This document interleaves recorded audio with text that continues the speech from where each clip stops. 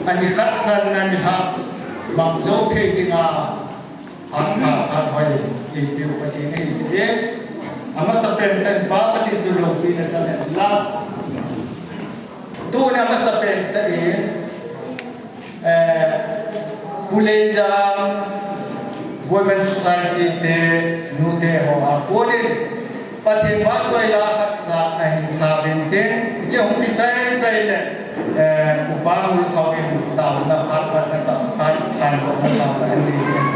Yang Women's Society de Puleja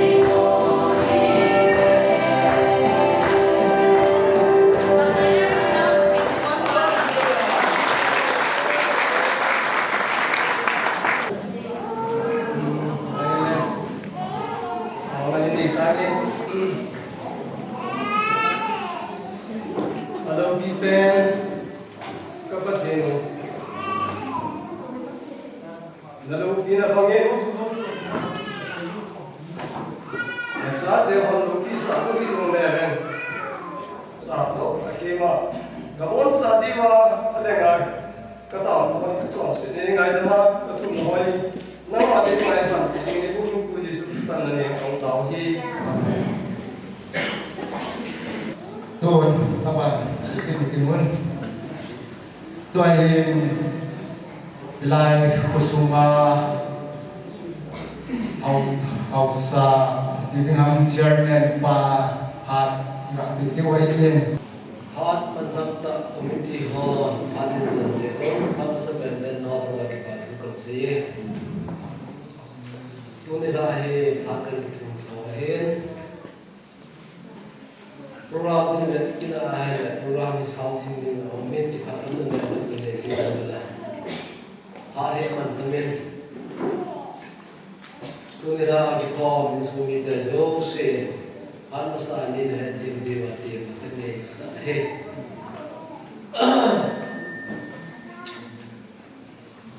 Tuzung Dongal Insung Taokhom Co-Ordinator Malmo Ta'Aisan Lai Demkhoneh Tamin Kiyong Thalomin Kusumi Hon Thalomin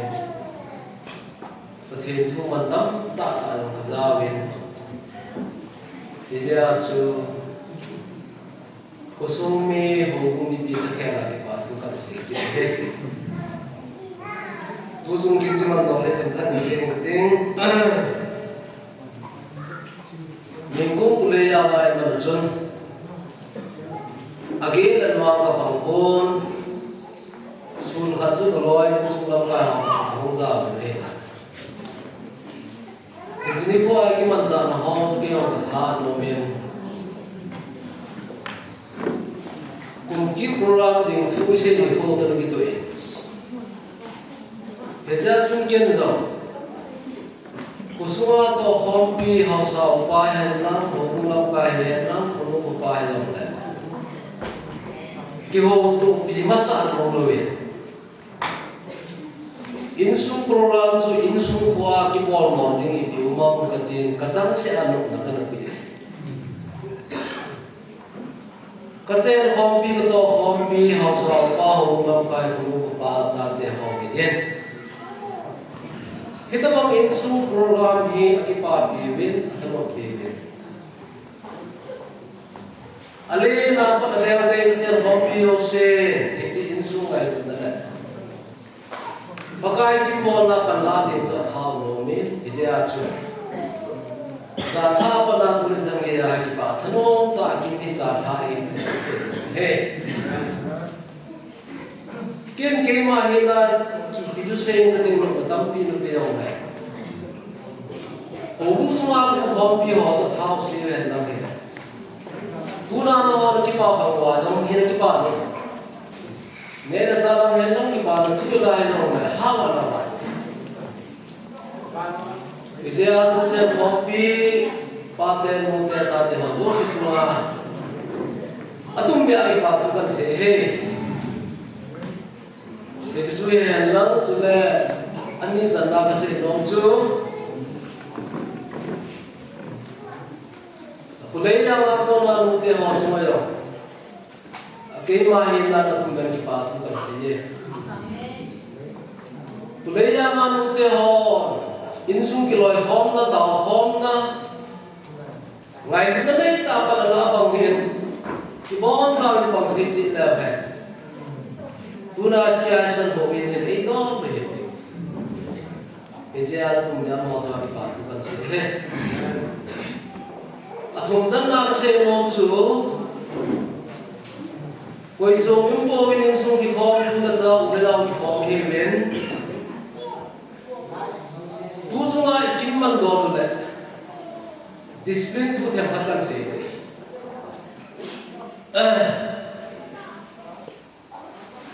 Tu semua C.Aisan hubung koin. Nera zaki mau ketahui betul dia akan sewa nak tu. C.Aisan teh kau tahu keinseng tahu ini koi. Banai za program mana wahim kabe nahi le. Komiti hotsong tak ada. Insung mi hola gena jeju na winte dong le keima kela agian option kum si ada wane le masun pa do pa oke amo zo zolwin insung din mun din no gel za ne wa kase ye sun potha pen le in no pen ni no le yo ko tin ne za ati dam ko tipoi Aki pun nak buat mau itu yang le. Dunia ini semua rasa ini ho komiti ho ada ngajong sungai dalam itu tidak itu hey. Alisan nak saya nomsu. Sudah ini terus jahai le. Kejian sung taokhom nahi. Cium pidha cium pilau gam ti akinel umin kazan. Jini ko ki ho na ke ko thelo dia dunia phakan ko ken wang je yo bin pha sai juga se kita bang kin mai kin pha hi bolai ma ji ham nam din mo na se yo na bidu te hi win kita bang tau khom na kum sa program gon pa na ha dunia itu orang hobi, itu orang cakap dengan siapa, kita pakai negara nam Kuki wang juga. Kita harus orang ni apa sahih, orang juga le. Asal dalam kerana kami semuju, kemudian hari hobi ini siapa yang faham ni? Tahu orang ni Ganti ta ini lo indah hawa, ibu kau malu ini. Tusun tu bangwal tu awak cakap teh ni tu le. Kita tak bangkau mati di sekolah. Kau ni kita yang lang insung mi Henkholun semua. Bok cawa tahu kau tak tu cerai pandai. Umjan thar disiplin hai pahe, soi bol di bawah deh. Trong cha cha kan se hen kêu mà thao bố men gì như không phải nào đủ người hiện lắm gì như có ai đi dunia hello le tu suwa hilai su program ni au ti hena sa sa ni ku ngo ma mai pon alo thelo ding meeting khat ding ni ko ai haya mai bisa jo ding ka ta ka si ding ya chu insung ni ya pi ko wa ibi lo ka ti pa na ai lo ka se lo chen ka se ni se lo na ti pya su ai lo bu su insung ni ka da ni chu kể từ khi cái là phòng có xã tu nên là học được cái aware nó dấu cho nó các bạn về về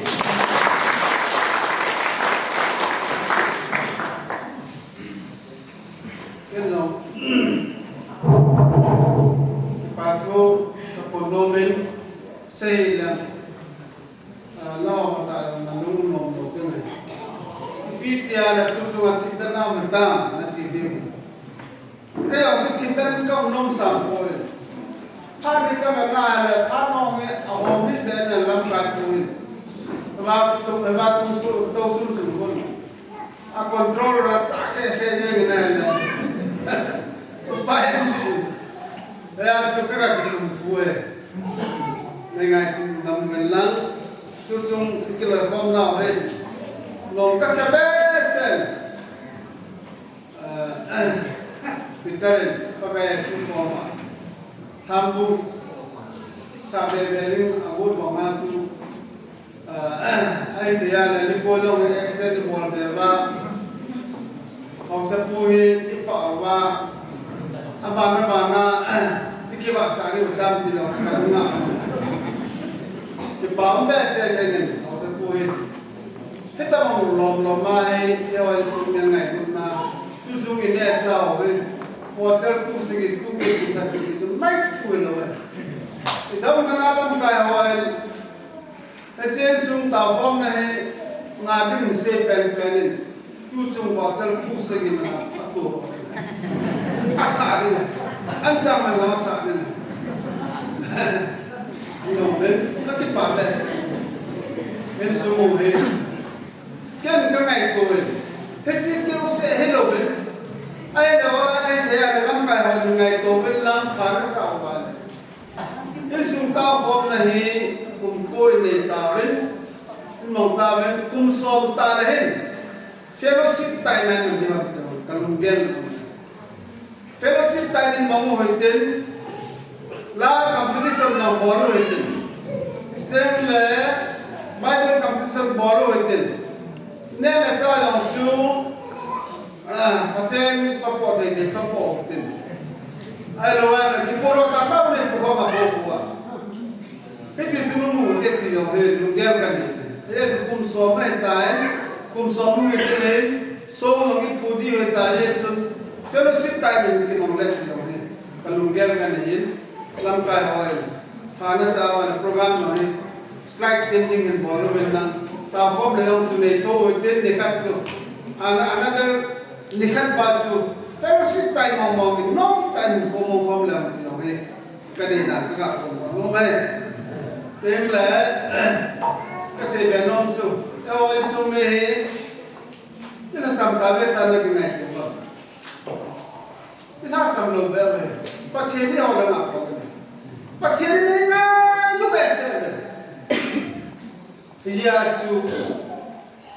pa the ho le bi na isa Ayah suka seronom tu politik satu cungin ufel be. Ngasih doa yang kata, kau coba lo, kau jangan ada yang kesini orang. Sukses kalau orang berarti sudah bila. Ikut sahaja, bikin ikut sahaja.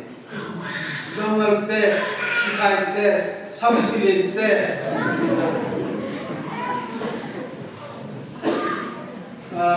Game pak lente, galpeng lente.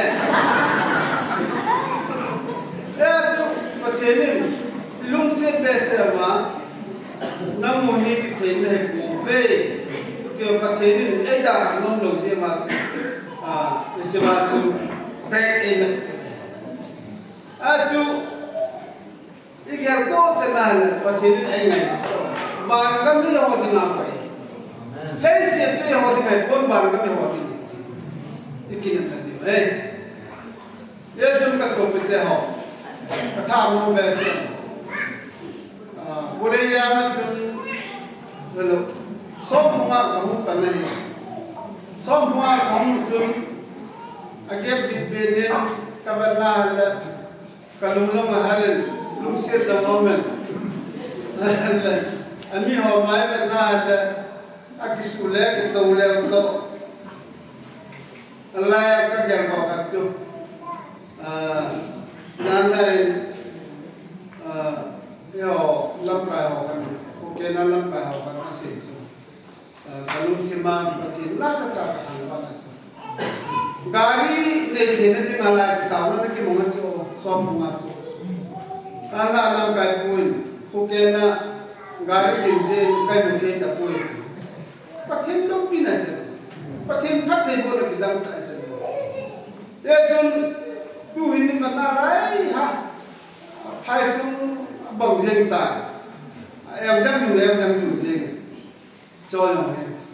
he ho he pathin ho ri pina kidam ta ase no hi pathin ta na sa na hiนี่ก็คัดในประเทศที่เขาดีโปรแกรมอาบุงทงนายที่สุดเป็นหลักที่เฮ้ยแต่ในทุกส่วนนะPriscillaนอตอีกเดียวจู่สปองอะไรก็สิ่งหัวเซโรสที่บอลมันสุดท้ายเสร็จปฏิสัมพันธ์บอลพี่ตาบงฟอร์แมตจู่มันตั้งกษัตริย์แกยังให้มาสอนกันนี่บ้างเนี่ยพี่ตาบงฟอร์แมตพาสไอเดียกันนี่อยู่ดุนยาอามาอันฟูโรไอเดียบอกจู่มันตั้งกษัตริย์นั่นจู่สมองโลเบลเตลสักวันเห็นสักเรื่องนักติเลสักเดียวมันเอลาเป็นอันนั้นมันสักคนกันก็ถ่ายเลยอันนี้ตั้งมันตั้งอินสุมาให้ตั้งมันมีอยู่ที่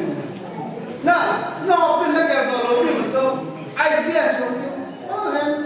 ไม่ถูกเลยแต่สองคนโตดิวตักต้นน้องมินิแบงค์พิโอมินิประเทศโลกเป็นเรื่องอะไรเสียอเพลสอะไรเสียโมอินเดียสายประเทศว่าเสียเตประเทศทำก็อินสุมบะน่าสตาตาประเทศอันเสียตัวอันบ้านนับบ้านเสียแบบนี้อินตุนเลสแบบนี้ประเทศโลกเป็นเรื่องอะไรเฮ้ยไบเบิลสั่งกับสิ่งโนเบล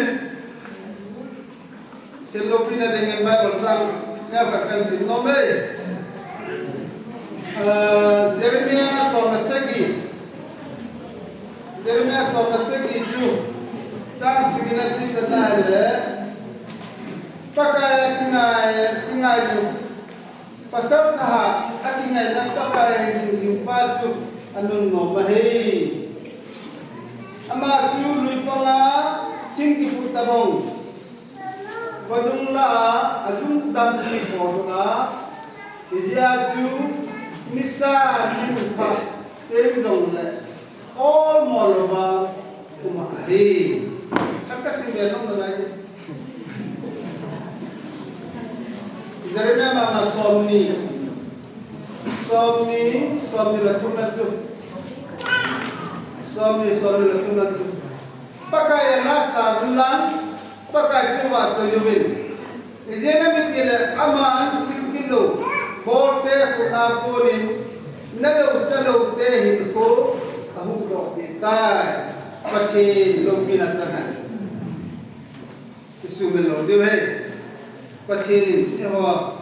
isumuba bangsin muise jumla zai to dewa kunin ahu do pitai ten pakai la tingai ni te su lui ponga ti mungkin pertama isu berlaku. Jadi tanah mana manuahan, ini muzong pasti ini mungkin orang mau. Bola orang jadi mau pasti ini. Pasti nak hai nak orang kor juga. Ia perlu pasti ini sesuatu. Ayat nama saya pasti mau dulu sel ibu lekar isi. Ha semasa itu dunia berselanjut leka sinuma ko bolam ko kidelo to kinga ko leka sinna su bolam mata ka kisim do so NPS amu parna su bolam kiwa kiwa na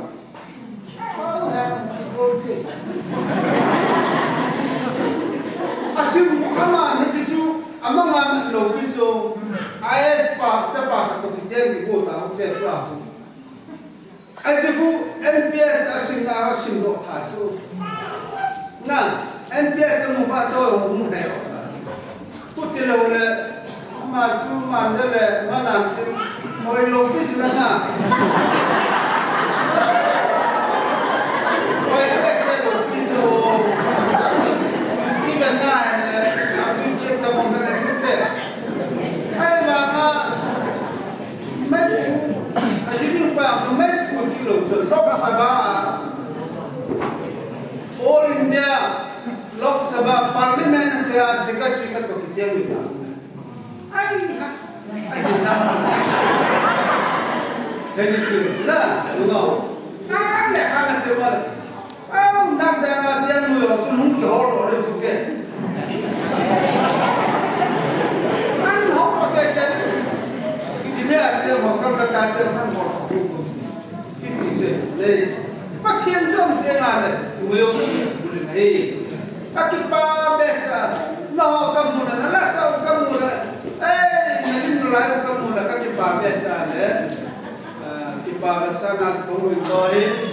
kasih orang tu, gangan tu langsung, kilometer, ahli tupi tanah sih. Sodom se Bible sa sindo isi ho. Pakai sa gangga bi kat isi bongan isi. Asu bi no. Pakai sa lo bi. Iki kau na on tan ta ki ho me ben. Sumle le pai le ba connect tan ta tabong. Iki kau na ane ki don to bi. Yin sumit ta ngai lu na na mit so de mo ba aboro di. Mau selama kasar peti pakai menai na hei kaki pa Ruben pa masih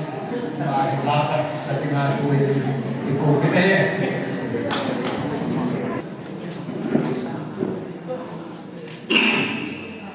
Oi di nota kisatari Wangam lopi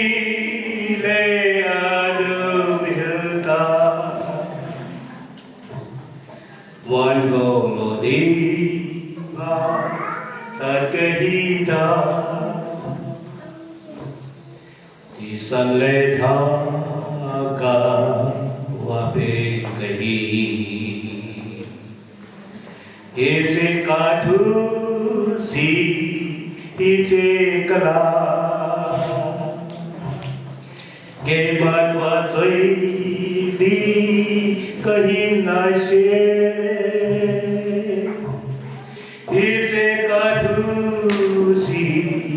Ije kala, pasai je kahit nasi. Kaki baik. Nihani sanin kuy waktu petian su thamwan kain pinai. Jin ka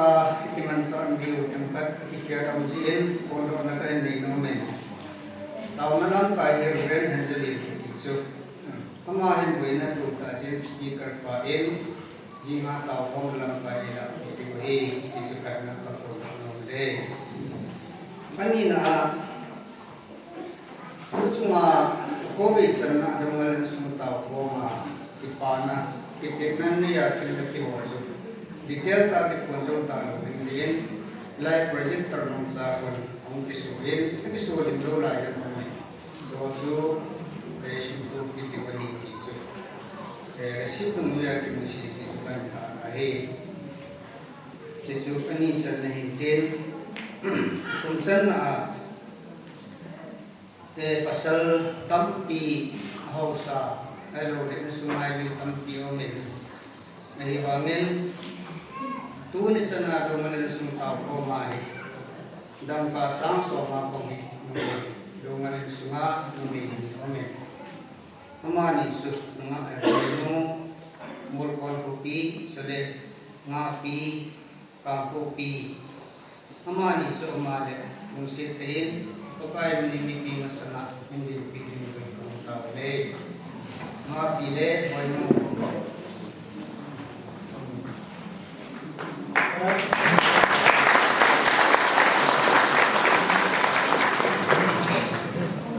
Wayno nama duel lulun wayno kati morkona takasa sabi tu. Oh, hunta lo yang le mereka pana oleh penelitian itu kita pakai dengan ini. Dua ini kendo ngapisu berkiu hiel biasa mau ber. Officer ini terkena sungai itu memila masuk tahu kat mai juga sekolah deh. Bagi ini nama ni mana ensian nama tu nama bagi guru kita ini insung ini kita dengar pakai kita deh. Apa dunia Amun tak ini lekana mungkin maju si namun sebab pakai nama itu ada kita dunia kado dunia musisi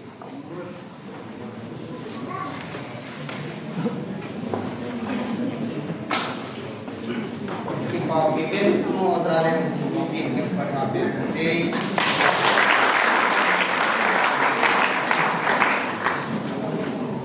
C.Aisan D.Angel labung anak kita lain mulkon biar dia jadi uniform ni serna mungkin jangan ni tak Henkholun ni tak Nainsung tumpen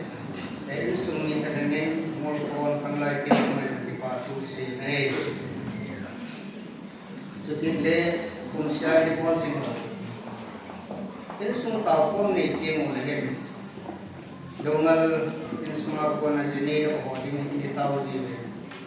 kita tahu nak kita mah jang Nainsung tahu mah jadi pon ni terkejut pergi dunia ko tahu ini ko sasa ila paham pakai binen ni masam ding dan Dongal ni doho dongal ni doho Nainsung ni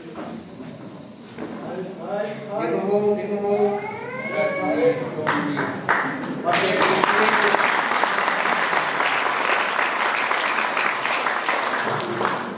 kita mau kekini loh, dan namun kalau sunnah oleh namadan nak kekini boleh tahu itu kini apa saya ni pada kini masih itu saya tiada tahu Lagi pape se mungkin ni, chairman pasi katanya suntiar katanya vaksin diwakilkan ini, mungkin ini, tuh nedain maksud puhin, jadi puthong nama ini nama ini, dan tay macam ni, sepong pengaku pakaian kuat mereka beri, ketika majeng kita bang, ini sungai lagi pak jati ni. Dalam air sabit, aman dalam kecil nampak bet, jadi aman semua dengan tulen patu bensin. Oh, di mana itu le? Pai beri katbe dengan kehidupan nam bong katbe tu kathal. Jadi pak nama, jadi kita mungkin kita piun dengan seyo seyo. Ayah bang, mungkin mah ija kapong yang tadi, ibu sahun dengan om di kata sen. Soalnya usia biar Priscilla at sa inalamak tutugin ang sa kuhi mimantang tak nasumain ikaw ang sa kata sa kahit yan sito lang sa asam sa asam sa kusagaho o kung lang tayo ngayon na nita ang huli na dahil kunin kilo at ang kaunti na ito isi ito ang sa tayo sa mga kapitibin sejauh kami kita masuk ke patu panen ngayon hindi ka ang bibitumin isi su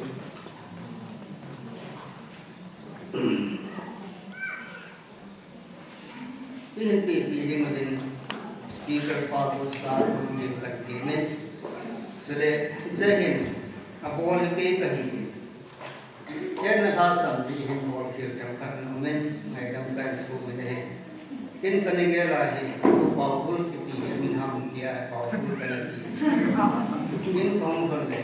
Amin tayo ko Paul na am patile ko. Ay yung lebih pinagyak pasok tayo suji mo. Lang tayo sila na ito na dyan misa. Sa ko Co-Aisan Nainsung TAOKHOM Nainsung kisemtup Second King Nainsung Department Ku Tuboi C.Aisan Co-Aisan Nainsung TAOKHOM Voice Neighbor Vision Ising Department kan PB Patim ng Nainsung Taokhom Committee Dounger Insung TAOKHOM.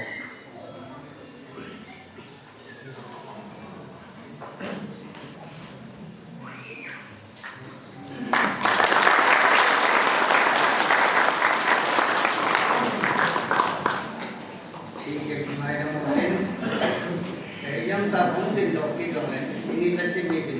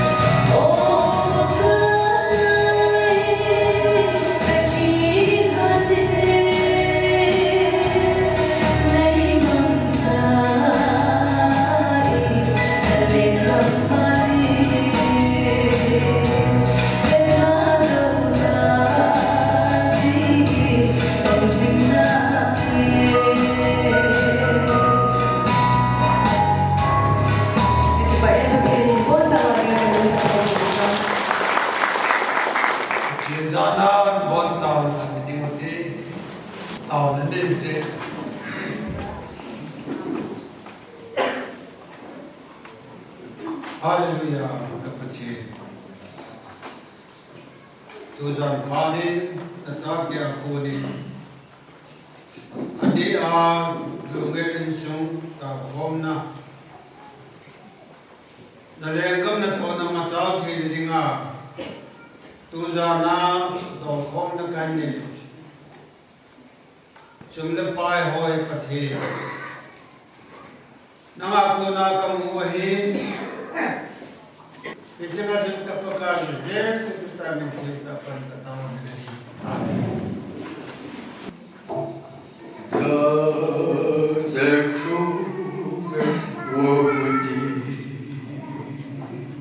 Grant you Jesus, hear my plea.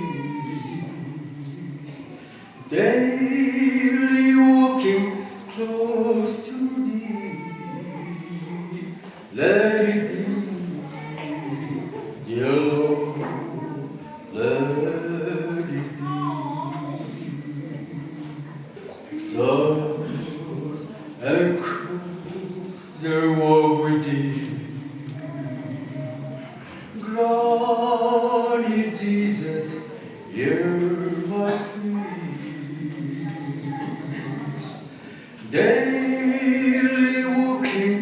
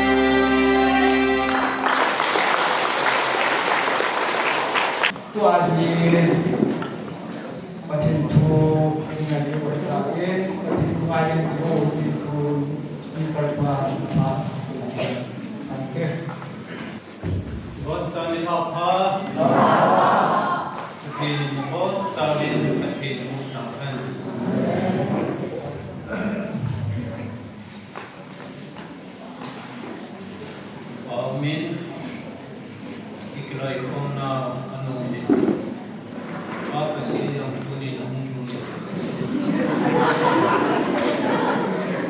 Wala sa tunaya improvement din. Para sa silent with sound patay. Kucing ba kita presenta masa tezi. Kipao men amahi. Ehon. Ikopi diwa kade kipao men amahi ko. Mihim su kulmansam kim po. Adinglan net pasam na weak point kini so okay ay nama ahad na point kasi umuso education D.Angel na yaman ako sa gan kay ng hasa hedon sa atin kasi na higir isun tuin sa atin Anikho eme saita sihiga na Anikho kaya papasihin ni hormon yung kagimon kahit C.Aisan na channa lambola pasar Anikho kating papasihin ko yung tatang kitito at sa pa PhD board center service link takarezin ko jadi lama ajinung to ani nitsung dingin kurjin nachi unkiti education D.Angel ki mihimin siya ki kersa so itselli so ki kersa je ya di sa te kasi nigel ko so kaya din pa kasi di cuti hanap nila Jangan kasi insung kisemtup iti number 1 pati anisan na education at humsan na economic isen kumpahi ang dalin agian yung po di jangan kanasi tanay tunil habin atau di mati komi tao na sunsang ko sa imo nahin. Isin din nahin, John Sutipan Kuka, bungsong na bunga, sa kanaganin, sa C.Aisan, kay ma lempi wita kay kapali Tuboi.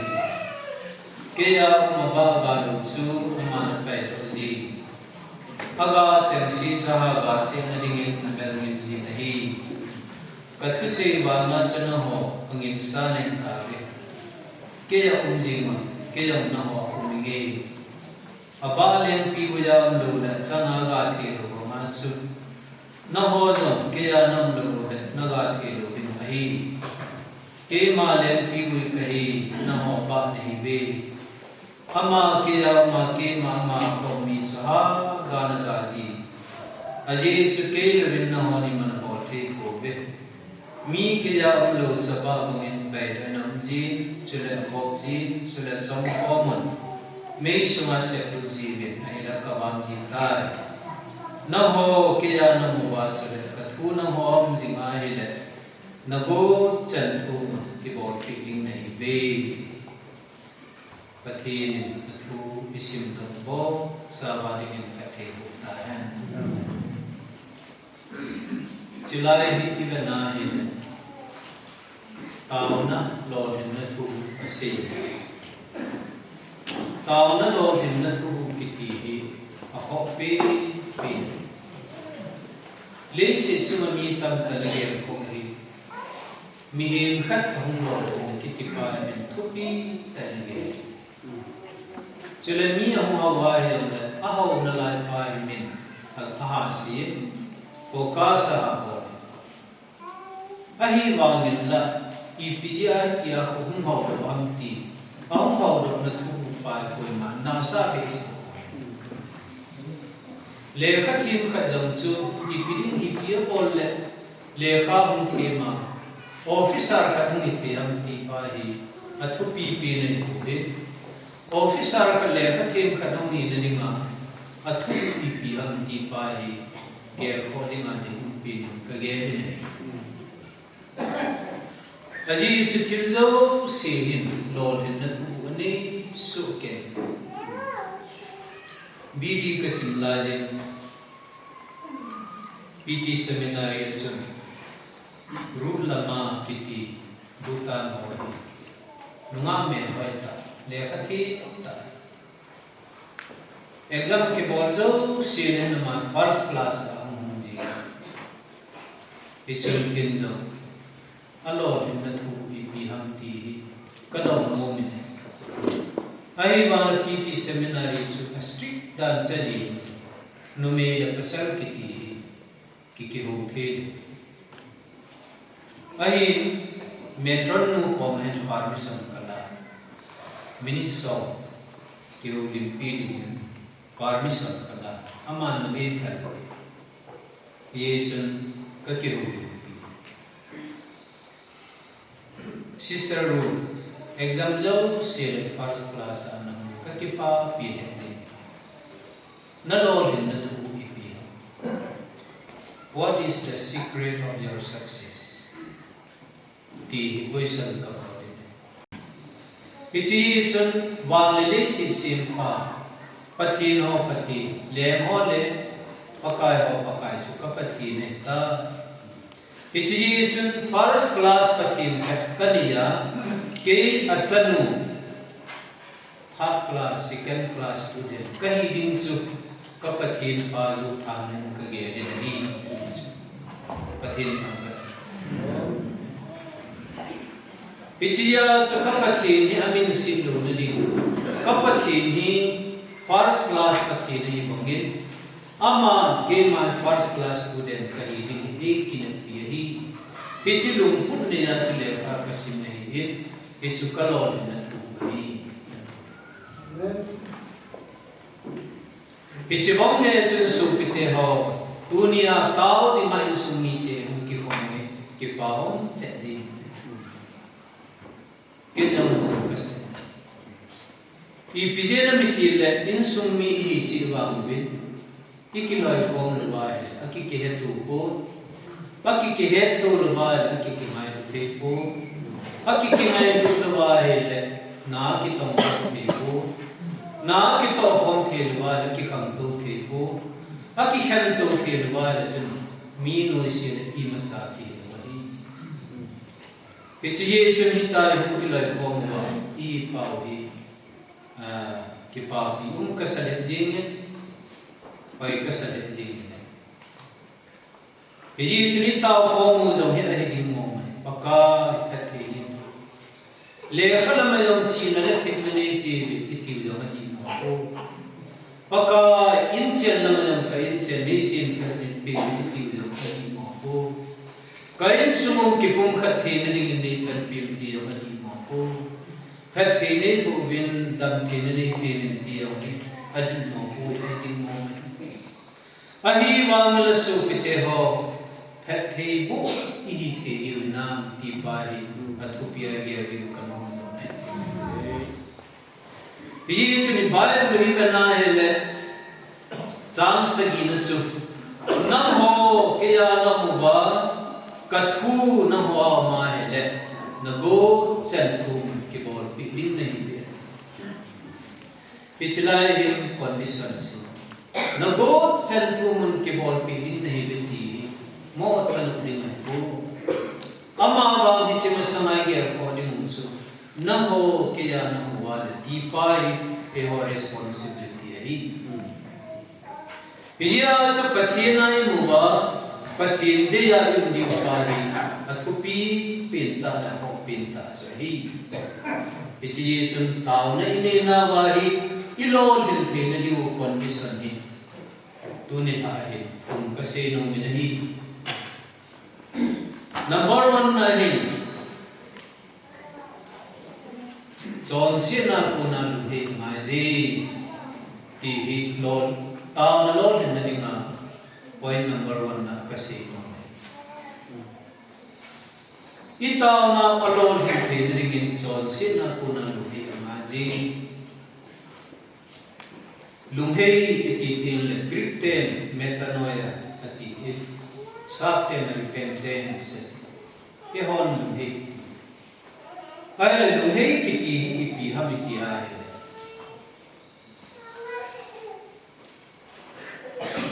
sa pawahil chinna wakadana hele change of mind inwardly and change of bad behavior outwardly and turn to God. Muthelo lungthi ki kher na umasali chule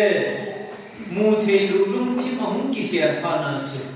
polam muthe ya ichon na kalu pa da la ni chule patina ki pi lu ti chichu lu de ni lunghe na di ta ki ti hi lung thim ki kher na masani polam ki sim na me hi pathin ki pa na ai pu pathin lung sit chan ti aji chu lung thim ki kher lu wa le Pola papa kisian ki bolong le lung thimu papa thi sun asa thi letrin ki tiha nai na suma e o mahi ji chun nama ye chun letrin na nam be le ringin pa cha za aza depression ki bolong na hi dong le pa thanin ki jem nam le e nam be ni tu ama ba e nam chu abe ni ringa sunga e pa pudo na sa naman chuti han na hele depression ki bol e nam chu be yin ki le pichiba ma chu mi he lung thim ki ti hi pola ma ina to pa i bol ho ise ho bon sa ke ya ahun ki ka lung thim ya lung thima ahun ki ka judon do no yong ku ka he lo kan ju ka do ni ti om thi aji chu aju don bin nom hichiwa again hamas botor izat ka don ni han tiyo hiwa umasa chuting le botor kana izat men han tiyo hiwa umme koi taka don ni han tiyo hiwa umme achuting le ka don chaya ju ka kham pala ipi ka bol ni han tiyo hiwa umsai ka ju kham ka hin ka het lo li tiyo thi ju kham hon no I kham peta I thil bol usi lim pa ki he so ke ilo judo usi ne ke yang non Christian pe ilaja junani ai ba men ha khama ka kham pe na ka thu se kom chen usi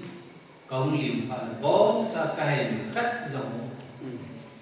Kajudon kai ke pui tiwang ki kata san pu.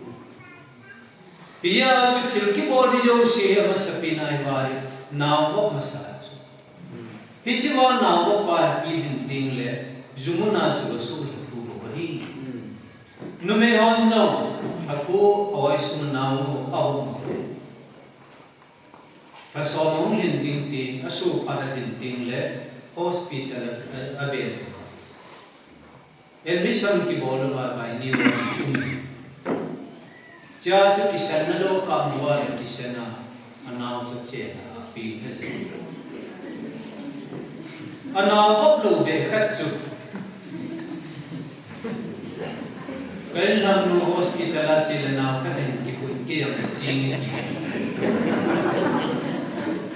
cái admission cái bộ này cái sen nó đâu cái cặp cái bia sen hạt đấy su sen đâu sen sen ấy chị ngon rồi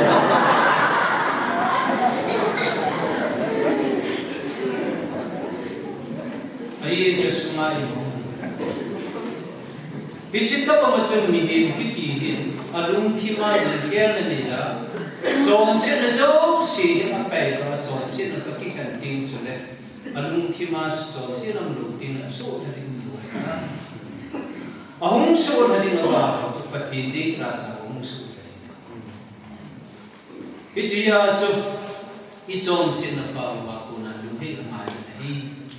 à gì chụp chọn sẽ ngay đằng chân thì là mà bắt thì condition này bị chụp đi sol cha hung thong chang som le ko nei na hele biji chuna chon sin na wa ko nin na lu he dun na chon sin na mai na mam the na ding na chon sin na chul ma mam the na ding na lu he dun hung ki le ki chuti la papa ya ma ko nin hel do na ki le do na pa chun hung the yin tin na mo di ma ko sa krista yesu chu na he mo ba in so the mai patin tam ba Ilai chui banai le chon si za ki ko han la hi jong le tu ni jin kan prayer item si banai le chon si ponding I pui pa te chon si ponding na ja bin ki pao bin a hi mo mai a hi ma na chon si ko lung he na kan wa la ka hi la ka ni en na ba bol pao cái con là mà cái chỉ phải là thành cái hết, Allah ka ini sab power le good for nothing, এই power siya है ई macam macam lo, zero tak ada, jangan kau. Iya, cuma con sini zat bonggang macam na lung sunga lung khel na lung na na nei lo ai le chon si za um no la chon ala ka mai ngai poi ha la na la ka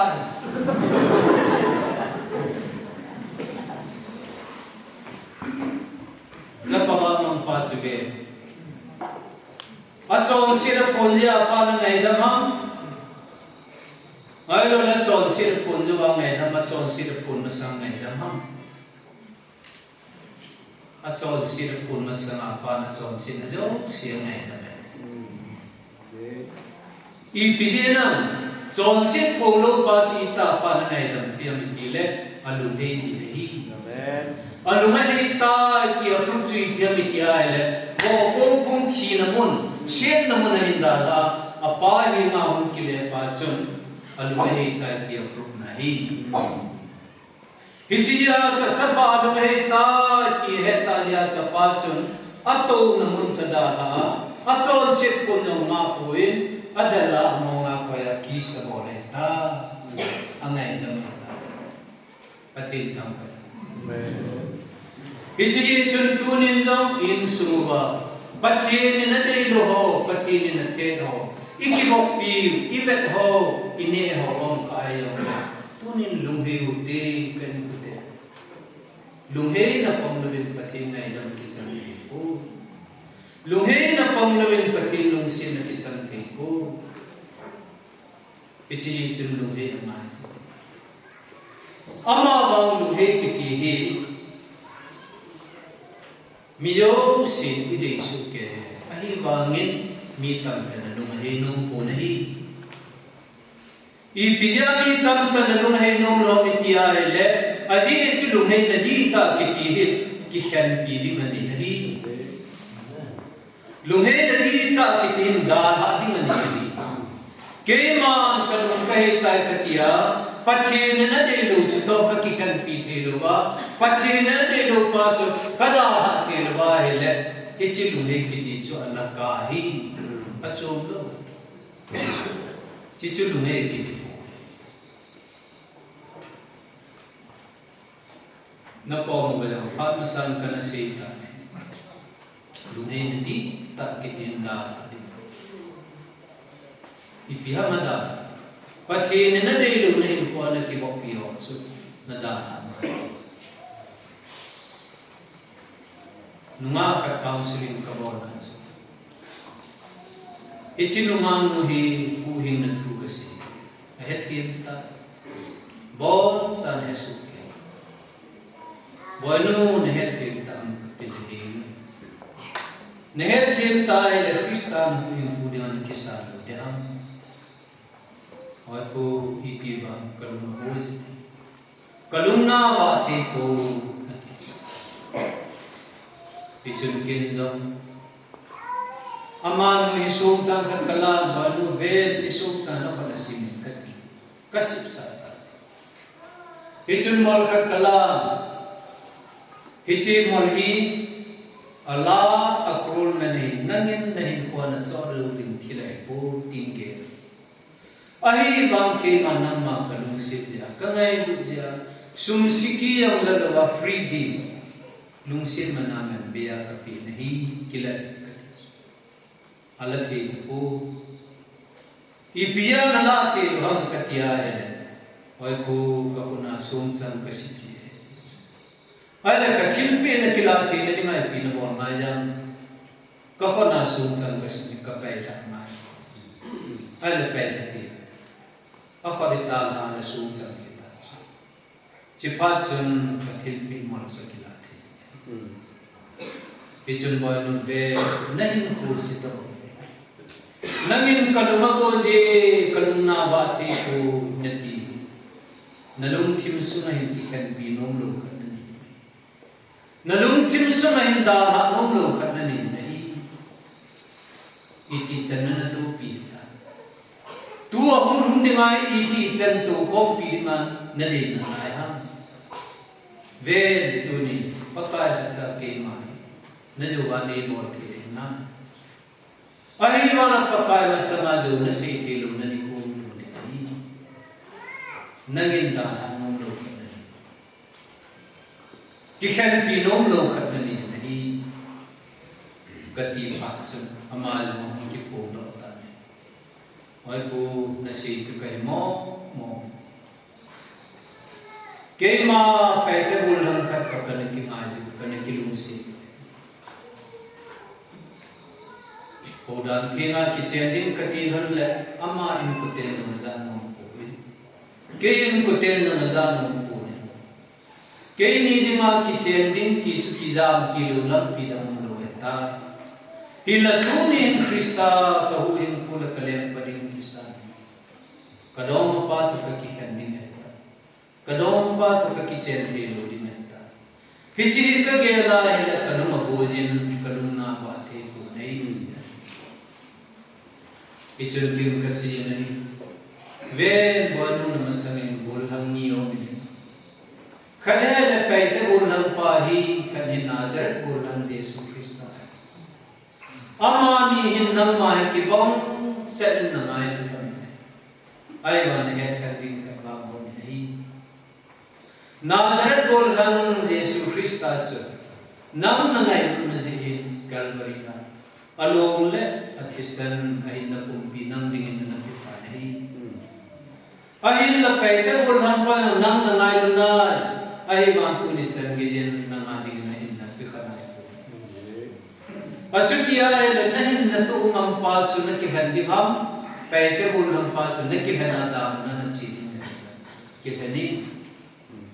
के मां काउंसलर पटियम नंग मां न by force kung ing nagkapite. Nang makide na nasi. Katipasan. Amando decision na ito.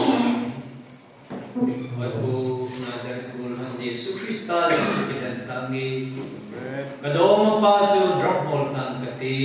Kristus di midilum kita tahi. Amen. Patin tang mai amen. Amen. Cicu Yesus kita lebih nadi tak kita. Patin tak kita dal terpahi. Pici akikan kita. Pici ada. Hichi dal hangam lo kiti chu pathin to kiti mette kaya na muwa la ki pa chu ama ko ai the ngai pathin in se na ho kaya na muwa ai lung he lo ton sit da no ton sit to ki kan no cho lo chu pathin na ai cho nên chúng ta còn mi họ lại chụp gai làm vào thì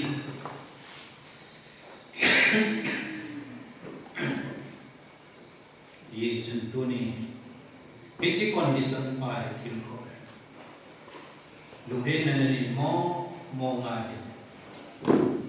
न चोर से न पास पकाए को मानो ngay đâm chân thì là đi mà chọn xếp của mình này của ilum ne hei ta ya chu kalum kai ta ti a pot chin na chu son sit pu ni hi chapawa mang pa chu lu hei jin pa na ngai dam ta ni ka pa ne ngai dam ta ka son sit na pu ni yong na ko poi tin amo ung di pu e pa wan do na na mi son sit ta na cha di din lo ka kilom poi na su thala ka ngoni sin ta ati a chon sin na pu ni pa na ki pe ta ai patin ka ya jade ta no kita mi phalo pa wo kong punga thita ding sa pa kil tho a thing pa tu nin ba jade om ta na pa ni la ki ni sa la du ding chân pa chân kita hi hi cho lung hei ji hi tuni nang shopping ai ta te ho ina i consum en be mi hi ngai to dinga hi ke dinga ta san lo ta puin tam pi ni ta ke nage lo di ho nage lo di ho ka pu ke ka changa kam na ka ge kunin dong DOUNGEL P General Secretary Kun pasi kalung thima kana gerjing jing la kana pu na jing jing su pi ha ptia in ko te ho ina pate ho kip ge kiti ho phung khai tam tak nei e ho sa na phung khai tam da ai ba mi ho kip kiti bo sakeya hau ki ma ki hei kip ge na ki la bon sa kip ge na ki hei ai la mi u palan hoi adi ta chu pia mi ki ne gui te ki diu ham DOUNGEL ki diu ham kha chu I hi na mi ai la khat se a ki su ding pa tu ni ki su ko Tuboi ki ti loi Dimna kitiloi, Totha kitiloi, Kilo kitiloi, Aula kitiloi, EPP kitiloi. Hichihi ahead he nula pate holding in Koku. Ain la hang tha, Tin head team lula holding matsu. Kihen na bang la lin, tak hichigin akanin kitkam. Nang le ke ki e ho mi u pa su nai na u mi hichi mi nai ge la hele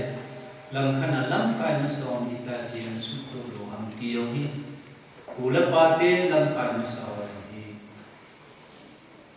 kim mo ki chen no thim a hi mang na ma wa chu na he thin ta pu win e ho ba nga le ka thi ma ne pu win e ho ba nga thil mu sa na hi lo chi win ama pung khai pa chu ane ki ko apu min men ding pa chu pa mai na ma yin ni ding apung khai men ni ki ko ta ya itu ni ai ki ka wa nan le ke ki pa umai mi him ge na hin chi ge pa hin su din din ki ti almost impossible ki thi le kiloma ge lo na ge pa ahim la ka su pri ka te ho ki chi a sa isa na pin ta pathina e ho im pathin ko mai thum wai ichi get pa ko cha pathin in si pathin ikine na ta se wa ni ichi yong su anage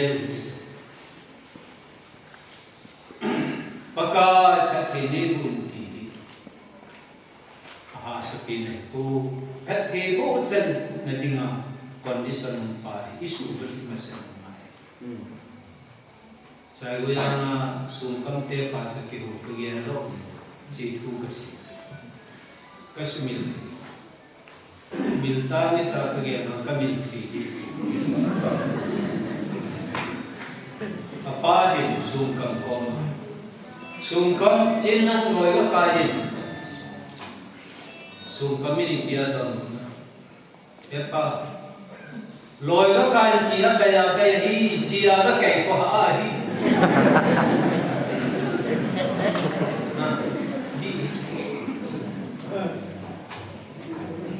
bác ơi các thầy này buồn chỉ là bây giờ các thầy bôi chân thầy này đi qua son xin nào cũng là đúng vậy son xin nào cũng là kisu ki phải bây giờ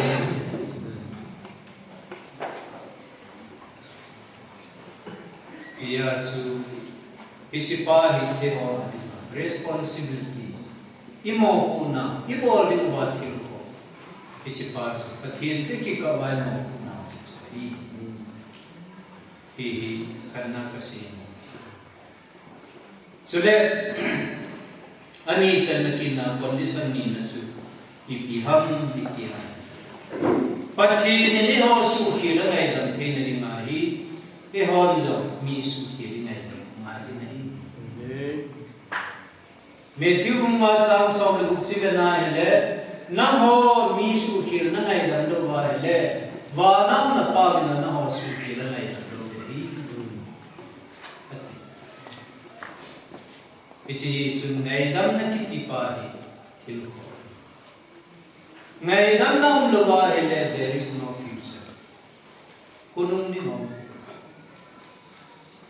aye su mi men sam kim nam ko in ken nam bol ke kamya chi jinga nangin ke bol ke na me chi jinga kamin kwatri ve no sumil po ki ti chi wa ele pichi wa chu ti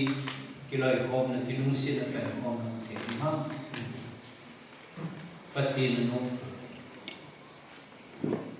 patin nam su ki na ngai dam nin na de ja hele nangin zo mi su ki mai da min ti pa chi pi te ti ka ti no manai min su ni pichi le ka pu chun lung thim khoi ka ta ka chi pi ha mi ti ai sap kam te police ka te mi won insung ka ni apau di kana tha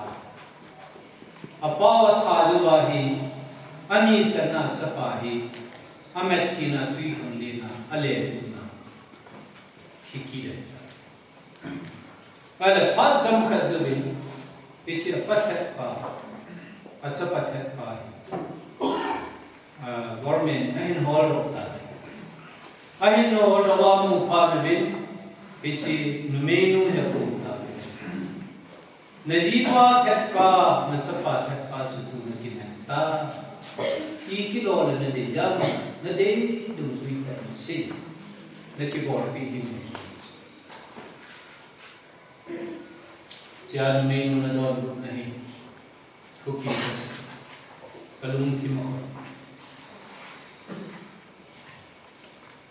Number 1 kadi chari kachapa kajipa atha namun hi lai kichi ki he hendam alung nam sa kahi dom athi namuna wai le chu kadi kajipa le kachapa lu ke builan ki kana kadi ani chanakina kachapa la hi ta in kachapa thai hakhan le zam khat be kai no ri ji no kin long kachapa ka bol na ding bong bong chana ma chu mai thil pha bol bi le ka mai pathin ta amen pichi chu he su chita bo mi ho lo chahi pathin na ngai dam thi Joseph ni ku yang ni bet nai pichi ngai dam na pa he ma anani asu pite hadina ahin wa ma tha sa le ko thu ta sunga le lu na ahung to kit lo ni chila na thidan ni na su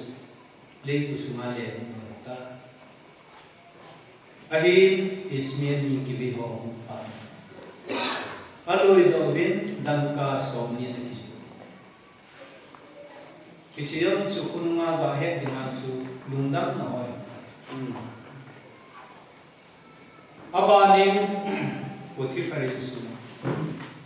puthi pare ni ki chokinin su di su na ni to ki ai ne pi ahi na lo be mi yong ke sin ni zela ko ki zela ko na ma na thi na tu si ko ti ho ka ki le bang su ki bi ki si Joseph chunang hinlam Potipharin ne pi chun zon pi ni na zori hanlam nabodna na thalam pa na zam do a kununga azonda ni na hin se ipi na ge ipi na se ki kahi manin gamingi ki lu wan le ni na pai ko Kuki ri o kapu koi bon le mala na ma le ni zo la sai na e bu ri kazam le kapu na khila kha kapu ni kada kahi ta le ingam ting sa pa ni le bhan he ni ti di su kilo pahi wala Mijong kesa ki mena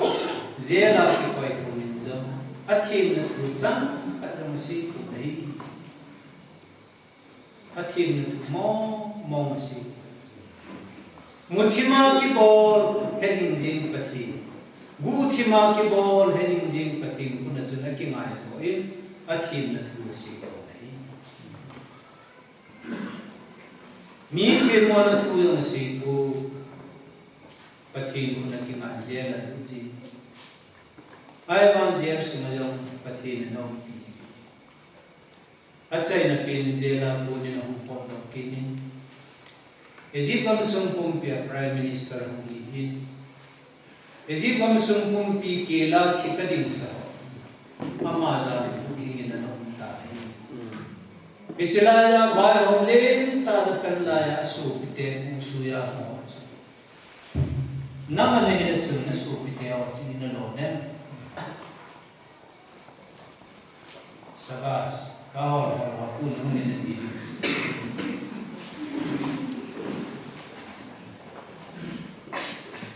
Pichipe na chu jok se bathane da su kida ating mu yong kaw do ba pichiwa pasan hu ho hi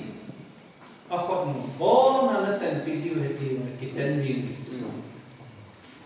Abon wa capital punishment na video yung na pin. Ano no abon no abon. Itsan gay kani na su Joseph na ni. Ahi ba na si ho yung siya kani na yung siya bon san tur sen an ne jin 0 point na di ta hi Genesis bung som ni na cha na su sim le bung su te ki kasima le no kasare jing kalung tim na sa ta asuno kakipa aso pite kichata le thuli wai ta na tua ba ibol to ba ni ama wala ma ki o mo ta boy kuchu na hin khot ha tu te kati lo ham nanu lu jiwa ta iki mai kha di wai ta ati wa ki ru ta jo se me la ki ru ne jo se bo sa hai su pichita manan se ji pi ha tu ni ko ma ne na ju mang je hin min ha wai mo na no ne da lungan the na no ne bin ipije na mi le ki hin su the na di ma pathe ni na ho ma samadhi na so na sa ve pathe tham ga na alo pi ji ngai lam na lo pi ta sa su pi the ho ni ga zo ne lo pi ta ni pi chi chue he su pi the ho Philippi le ka tha ri na pakai pathe ni Jesu Krista na ho na ngai dang bon na ho kha ka ki ngai dang tu amen Jesu ni ho iti ngai da iti ai unconditional forgiveness condition be ai ngai dang ho hi e ho na ma ni to je wai ngai dang ho hi po e ho ni ngai da miniti je wa ma ni ngai dang ho hi po ipat je wai ngai dang ho hi po i ho se le thip je wai ngai dang ho hi po ama ba John se na ma do wai khi lai ta ba pathe ni na sa pa Yesu Krista buding se na e ngai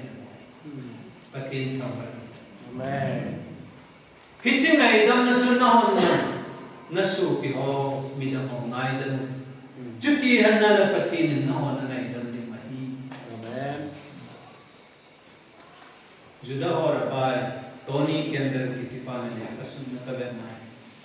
कलुम थिम पाई पता कर इंग्लिश आ की सुने ही तीन सुन Forgiveness is not a benefit I bestow on someone else,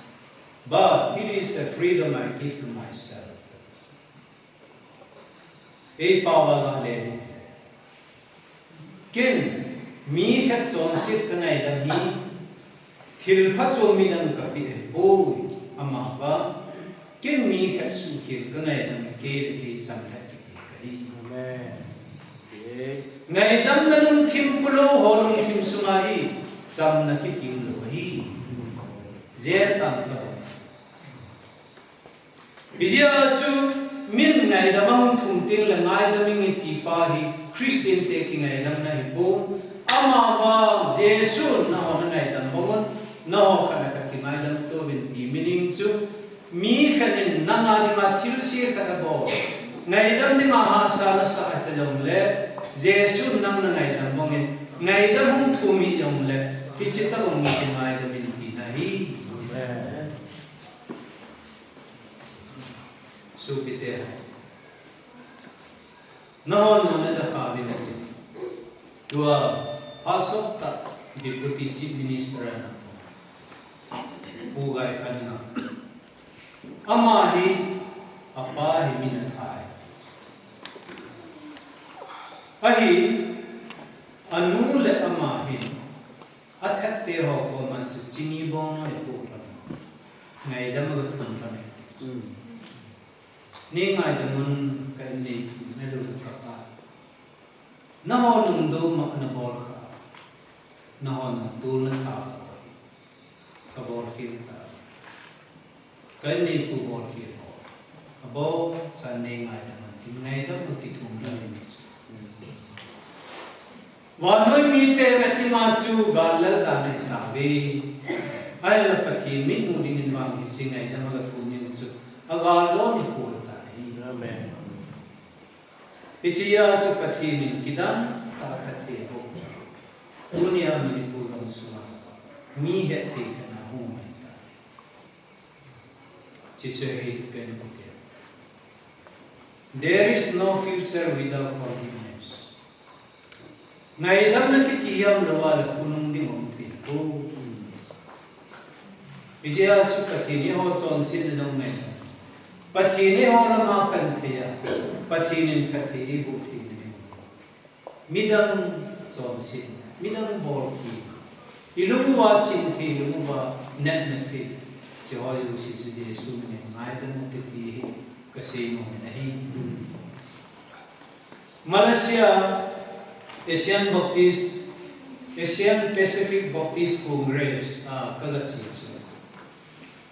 Japan gama ko na kasi pa Japan pa iti nasi tua se masangin miti ho komen na ilang tu kaya kang tahon bang kahit patapubi ay bangin la kapung kapate ho Korea tiyan na bol na China tiyan na bol na Gente ta tolsan na bol na Ichihozo si Kapu kapate suhir jam lungse tani ngai ta mo ngai da matu masa chilewin atin thu se min pi ho ki pa te jeng bin pa de chiche ichiya chu ichen pom pi yin pom de kinalo lung hai se la ki samdi bor kirani lam pathi mina mai ngai dam na kiti ba do neo na ko ti kon ni samni na kasi kumna kasi nung chele taw na do hin thi ni nga thu ka me ti som ni la ka som ni ni si da na ta san ta ta na na thun san cha bon san mu su ni ta san ta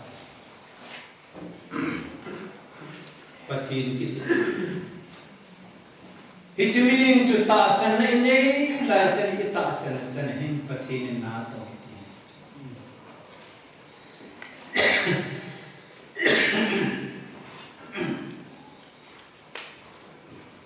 Korea wa ta na ni tin paka anasa ichini ki pa Korea mi me se no ta na phana sa le chini pin ki su hi dingai le ita se na pa chu la exercise ki bol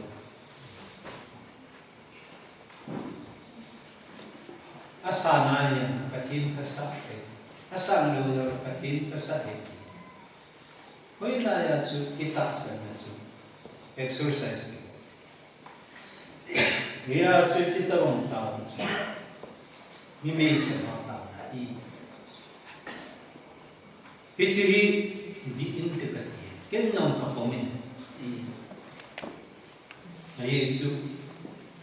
so kiti bol han kana English at mo da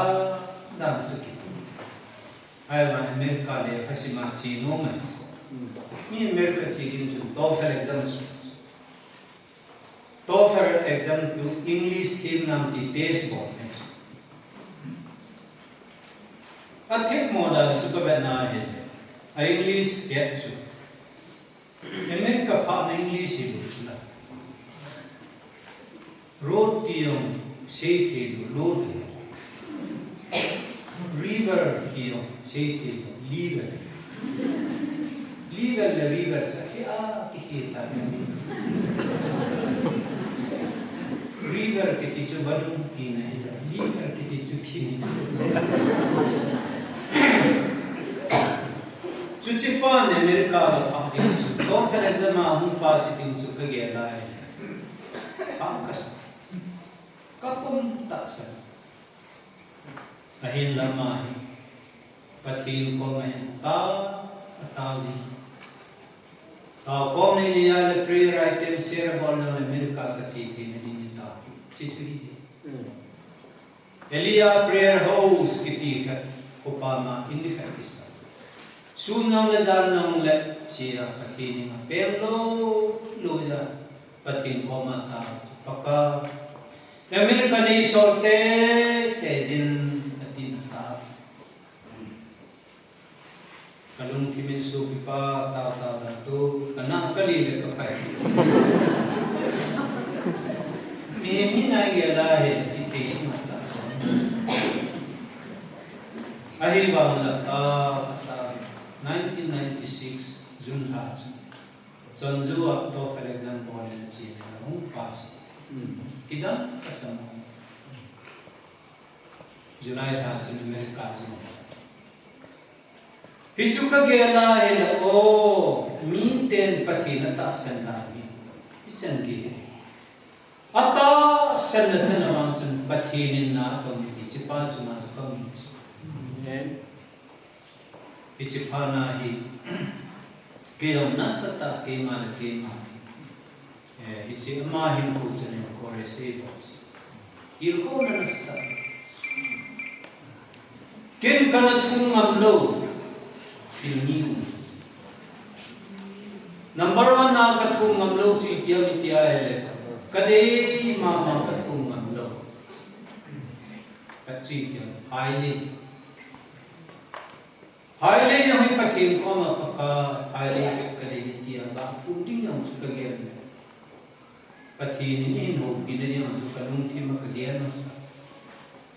Ngayon kam nang sukibet daw minang tilpung tajud compare big kiling ko kagyan. Patung mampu. Kaya ani na katung nom jala paisu na inun kaditi Ichi kathung no, wa kathung nam. Ayi chikri in paisu no kila la. Highly kiyong le la. Chuchi patin ko ma ka thung lim su ka in kam ta kai sa mai su. Thung nam chi lo e patin. Ahi wa ma ta na pasu patin sa. Hallelujah prayer mountain na kachiwa. Za Kuki sa kahong tao. 96 sa kahong tao. Ay, siwa kahong tao kani. Kataw na yung kinkaimil kasi pagka kaday sa tilni na ko matulog na kanatung ng lawani. Kaya kang kamela neo beselingin na ko kanatung ng po. Ahibang na So America chi na nga tao na nangin nasan ti ai le ke phale de sa la kai mun de sa jame nangin nei pe ti kata sa ta chia chu kata ta kumli kata ni pathin ni ho in pathin nung sin in phale ka ki so da in phai su na in ka so in yong ka sa chen nung ka chen pathin Kasi noong tupipin su kapile so le kain so su no ko ma introduce ka bon mo me ta san ta na pathin ko mai thumai le pathina ding in ahimo Kuki kasi no nei with God nothing is impossible pathina ding nei mo Iji chun tunin ng supilita teo. Pati ita asan na pao ki kun pao ki. Mini ita asan na yun ita asan mo. Chihigir. William Carey amat kupiji dia. Expect great thing from God. Attain great thing from God and expect great things from God. Pathina dingin kilin tak tumuri. Pathina pun kilin tak mudi. Kinemo. Hiya hi dunia ebam. Ilumneo di wahi pathina dinga kilin tak itu. Pathina pun na kilin tak mudi ngadi ikinati. Pathine lo ema selfish motima thilkhadi thumbang su kipatla mo. Ahi wangin pathilo pin ding le ama sa na ding ya thil phati ngai ko wai le paka pana sa le ti ngai pu ti ta le Hichiria padi nahi taiger pau se paka ne pite iti waita chuti hanan ta san ta ta na thum chenum su abon sa na su hi ati pai tungui hute ti punya kasi ve su pite tau na ko na hi I change thil ki her te avet kakkai sum sing kan nai Isaya sumchi benai Ezekiel le pata imu Nainsung kisemtup tan thi te ni ta ati ai la Ezekiel le pan bang nam ahin pati bul ta epa namasanga dinga kini keyboard kani ham Ken namasanga ball kani ko ati claim ball na mi nahi tuni hin thil khat thum diwa le paka namasanga ken thil ball kani ko pichikat tum na ba ne pe ti mam diwina the mon kani ko namasanga ball kani ko paka kahin ko o ni jo ki te ati ko na Kidan te akidinga patin decision na lasa som le 15 years patin na ko extend na patin amen aban kina Eliza tama de kileo hai a man of God patin ni patin dia kumang ahap pala din thum la gozu lo na dingin patin ko man atau bang thum la gojulogi no ipi ma gojulo nani ngana ta baham ipi nga iche ta su pathi ne san ham iti ai Israel te bal pathi ni lo hi ki head of ba hin pathi ahin mu chin ni mu ba Elia tao ai chu bal ki kanan mi te pathi goddess pasal lo pathi nu hin I pidinga hachelo on tiaele God of rain and storms hui pile go pathi ne bal ia chama chu kyowa ele aho pa bal chun en chelo hin chunga bolada phat san hin ju san tin ga sun tin kin chen tin ki hobin ti kinet na ja kanami ten bal pathi na ho hi hijiya chu Elijah hin kanami te pathi Israel te na rupi pathi bal chu salen sa bo hi go pathi nei kahi lo an ki ve ki ne ta ya chu ta wa le kum na go jin ba pathi lo pi na ni ma ta hi ja pathi na ta na sa ki ke se no nei tin le a thum chan na ki nahi Bob Pier 50 war bi jabin phuto pa ama hi saga gen the ho ki thu pi na dingin US dollar Samsung sang angai sa sumane ko ai ba man blend check ala in Samsung sang na ji za ko en model Ajin hi ben check zal songa Samsung na sanga asuk pai ben ma chi ai a ben ke kam chun US dollar Samsung sanga i pathin ta ta san nani ta pathin alo abani John Wesley Methodist so good put dog pa ama England bang mi hin ama pathin nga na taw nahi nikhat nahi e thomas tumkal ge nisin na taw ataw na ha sakida Nikhana pungkar git tau ni zon bisi itia na tau na jinsan amana na tau na tunsu paka inglan kamay agaw mangta sang som sigil ni atia patin ko man Yesun patin na tau na sangin inglan kamay sang som sigil sang Krista na os na pulutin Amerika gama sang som nila sang ko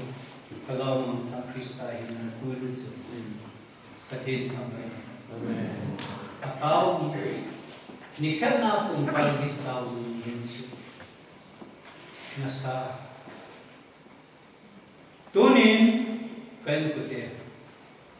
ni karena libe katau zinge di sisi mana itu ni kata mana apa sisi Ai là con không thò đầu tiên là nó tàu gì vậy? Nó tàu năn cắt biệt. Riêng này của nó tàu gì vậy? Nó tàu na gì vậy? Mình hai anh em của nó tàu gì vậy? Không về. Lúc cô nó tàu gì vậy? Lý vậy nữa. Ida nó không được luôn. Mình sẽ đi đến tàu gì? Có lẽ chỉ có cho mình chung.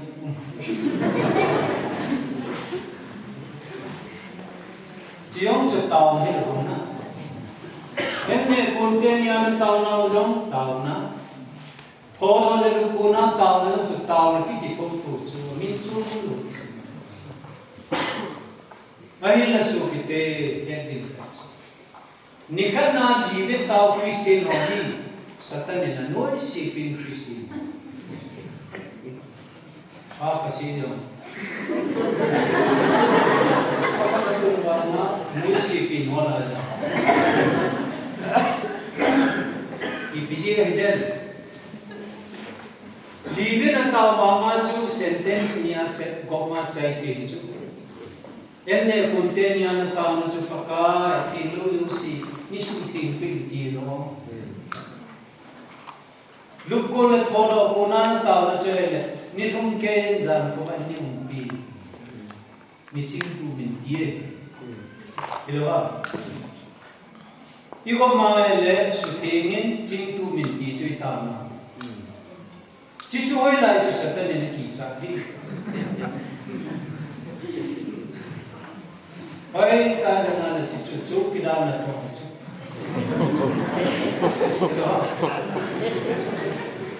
chính tu mình thì tiền số cái đó là xuất hiện tiền số cái đó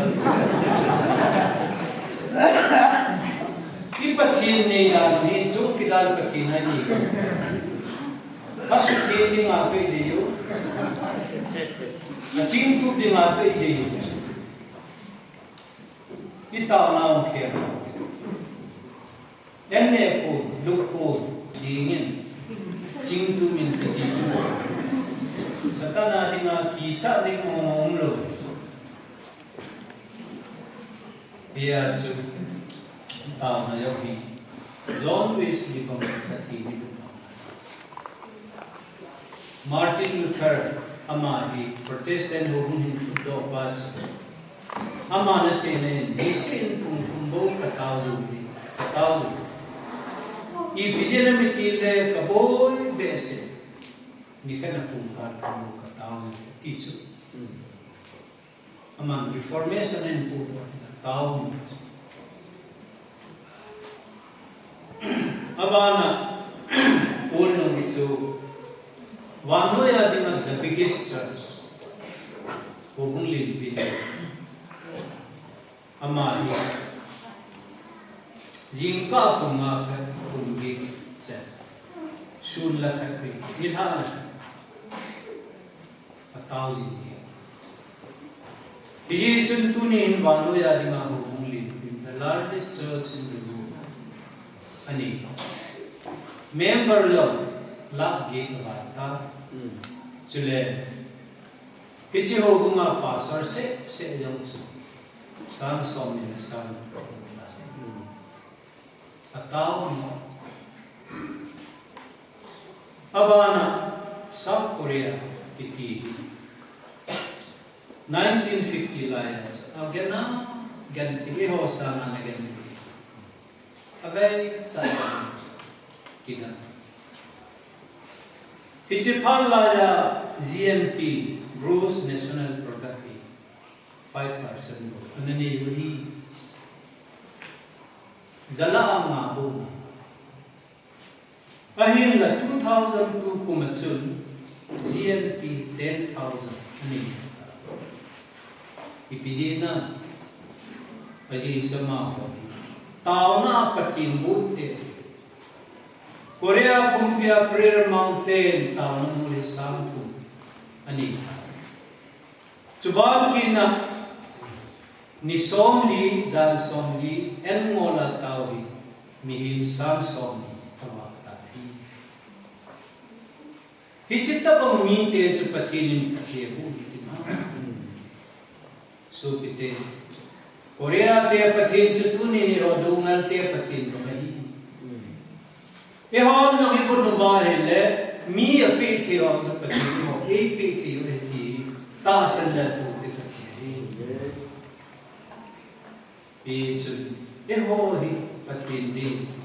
kacai bo tedi umpo, jauh tim mengesak. Maka kain semua kita kacai ini dan pribadi yang le patini na buat mampu. Maka saya pun bang sungai. MLA kat ni pising bin itu yang le patini ni mampu. Cicu patini na buat. Mihe mizanin ki pehan na koi kinak pinan thil ki bolam le pathi na kan ba le pathin thu takitwa akilor le ba chu lasting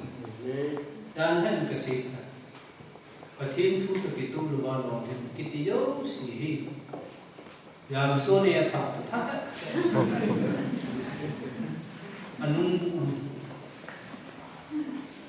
ya chu iem baunin pathini paniti se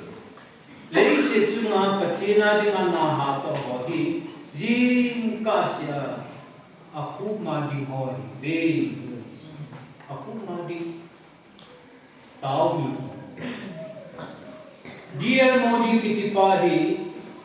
dir suwa aku ma pathini na dir suwa ta me aku de sai ta kilu ta mon su liwa tau abana anil muri su hiti na sekin ne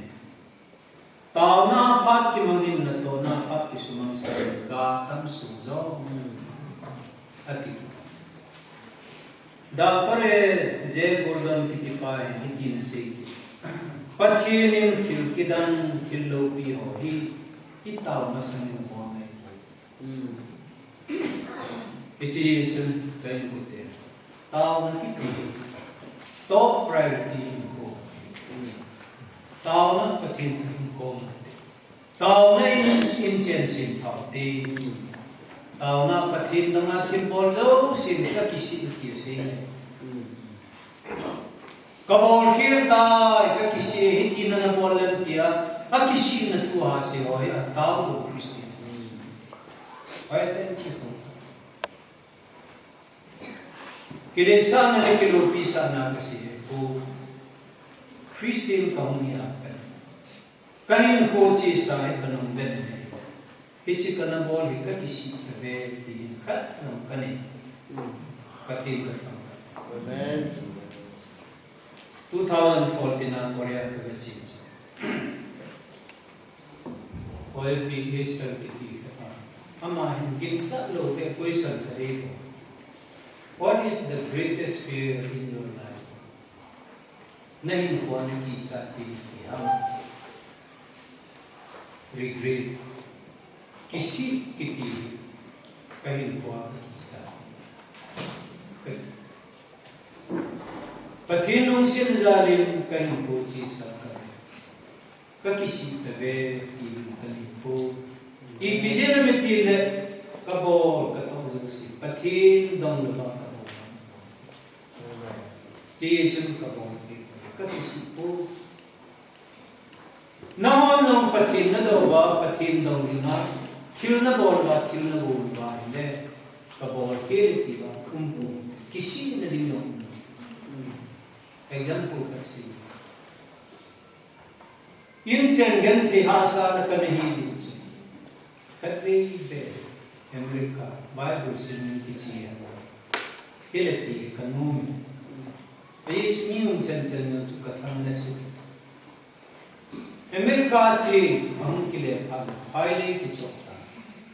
Imphal ko pi sunai ki sakta jeep la kara to ta na mihina chi ho su ki otsa mina bol ti ya le ki bola ka bol ti no ko mai ki pathin ko kata paka kain sen kagan the be se pa American is solin loy le gol ki sini ka in sen ka ki sini ka ti chu I bijena mitila kana polta jam nei lo fa sat ja ko gumi ho ke ho kaza Hogum mungkana tua US ya Rensi kampai Hogum bila kudaci Pici Hogum pastor tena Evangelist kana namus Evangelist puri Hoel teni hoelang program dini Kanai bo Tain doron so Kei ni do so don budin so kei ni don budin so Koi mana do alam itu koi mana kan sih Hogum pasar pazinu ina hito. CSB alam kaya iding dama video hai. Sumle pa ne sa ki ho kinata. Mati so. Chi ke kana bola ginji na so tale. Tu changya kin kami. Oh. Kin gan the yang lang pakaya dingin gan the tu tang ni te ka kipi na pai. Mi ho ge lai ne le cha sum na pa ki ho da na hu I ge le na ti ka chuna fil ka ho ya che mer ka chi din ka hin tu lo na chi paka America ni sa pathin ni ho pi ta chu pakat ta ta lu ba pathin ni ho pi ta I pi ya na chi ke on ki in thi paka Bible siman si ding loy rolin kisim ding in chen lo chen kisim ding aji chuna na chana tong te lo ha bai sa be sia ile mi on ne le sa sum la pa ki on da min bo I mo le na lo pin min mo thi o pati ko ma ka sa pati ni le don mo na chi pi ha mi tia ile ve sum la pa in chen lo chen hau na ji a hi Pakai lengkang nasadi na yari le ipiging nga walen sa pa Krista kay mahin kawan hau sa nalalupin nilong si kain data lesi na gante ta pamunihang ven kapin na ning mundo kamulopoy pongin na kapin tuy kang lenalam kazo dinting alakum kanay poy mi po mapan kalane Jerusalem lo pita kalunin to ning salam kanay po mi sama bal kalai namo ji ahum wa sa kai leisit sumami ho sa ho sula sa dingami wa ho kadalai aching na kim ho sula sa dingami mo ho katulai ahara pa ho sula sa dingahan ho kadalai patin kamban amen patin ho pinipisi Yesus, om yang kelasa filak di makahu. Pati ini tiada hoki o kelapa ni. Om kelayang si filak di makahu. Aye cilaya kin kanigela chu. Sumla pai house ne kiti Amerika Korea tum kanahi sahi. Aye po ken kute. Pathin nung ito puwa hele Nainsung sum na pa kiti pathin ko na ako may gawin blessing kiti Korea Amerika may po ita sa suma ko may po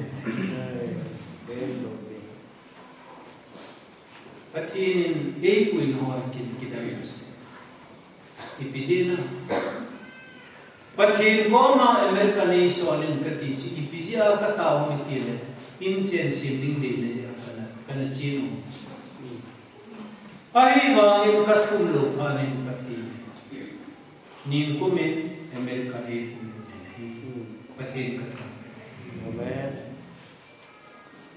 Amerika halo katsu hat mo umzo kaga chi sumansun kidan ta hakebo kago men chi hakke suma kathil to katsu kian ni Oklahoma state suma Hake sumaya poin ni close akai ni omta poin ni tichu pasar of Hiroshima kagachi report ni kidan kas ahinla Kansas state na kagachi kinai kanun thimana sata no kas katipa piba kagatuki Ci Kansas kiti Oklahoma State na kena 5 hours in morning 120 speeds sa akin. Ayun. Kichiwa ka China watsu International House of Prayer kiti kanaw. Kichi International House of Prayer la ibiya po lubang kiti ay. Pulpil lang ahin nunga bolang kasati tak militin tak hoy agrup makihomo rotating group katsu puhiya na kahiyasun kisu kihomo asu naza umlaba ta umlaba patin ba na kisa na mo jule hilay mo na sa su naza umlaba atamo sensi Adinga tao kita, alu muna tao kita, to muna tao kita, dirsu tao munta, ilangahi, atao ho tao, pulpilangan mga gunang lasatin, mon patin ba sa nila tao, lawasu na janas. Ilay mo na sinzan ka asun ka, tao na, tato resi pagkabang ka. No,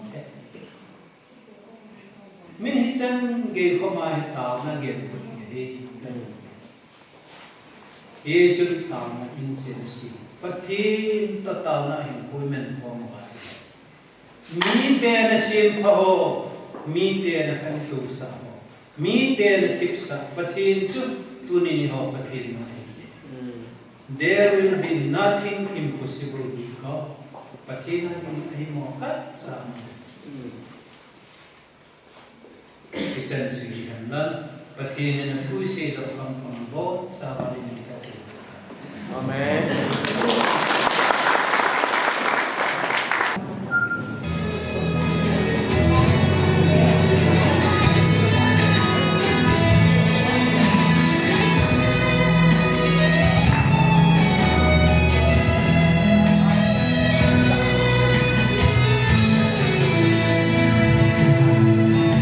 Hãy subscribe cho kênh Ghiền Mì Gõ để không bỏ lỡ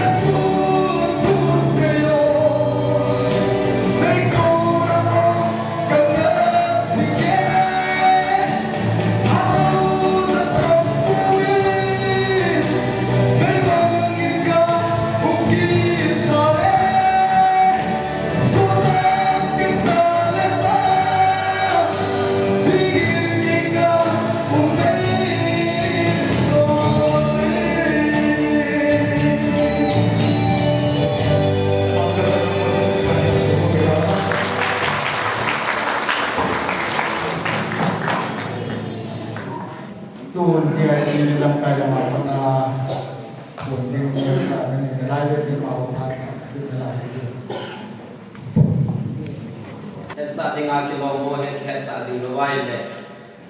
ki themo te ja chun sa dinga lo pit paramin tuni jingka chun an mol taw le nei bin isa chun ine si dingu an sang hi le sum hi le i ma chai ki soi ta ko bin an ki bor kir kan ya chu jing le jingka taw na hin te mu le yan ne si ding khel wa mi khan nin i za ne to bam ine to man za ding chi zu jingka le helai nu na hi an sang ki choi ti an sang ki choi tin suma choi tin suma ki choi tin lai nu na hi kai mai sang mai ko ni ne tin su ang ki ko insung mi ho ko ma he sa kan de he pu pasal Henkholun pu lagat Yesus meni lagat mungkin tahu na pasal le tahu le le insung DOUNGEL insung ite hati na patin ko ma rin tahu mungkin Yesus pasal saya itu ibon Yesus meni ibon saya ho patin dana ni